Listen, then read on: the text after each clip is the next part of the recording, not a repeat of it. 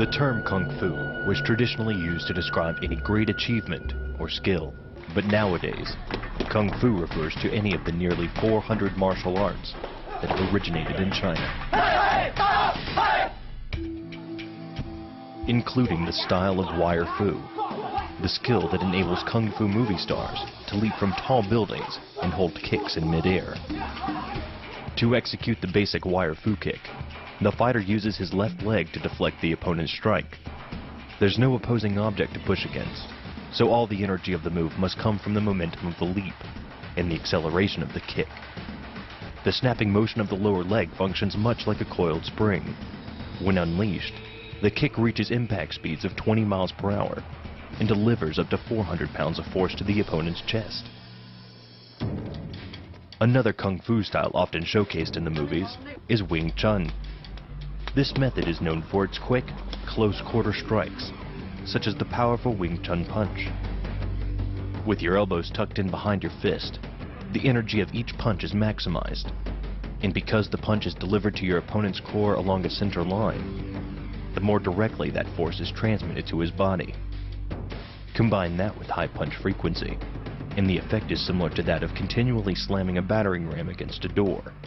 No matter how strong, it can only sustain so many blows before it collapses. But no style of Kung Fu is as brutal as Sanda, and this highly refined system is the basis of the fighting style used by the 600,000 members of the People's Armed Police. This is the rear leg front kick. Officers are trained to use this kick in hijacking situations when firearms can't be used. The kick is all about speed.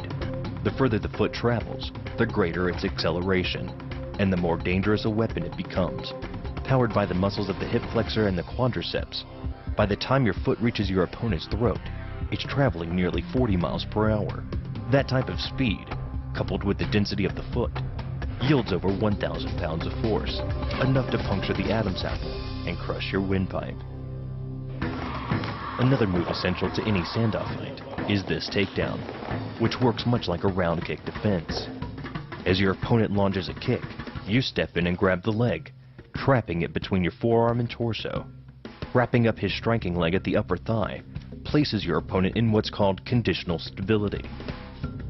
If he remains stationary, he could technically maintain his balance indefinitely.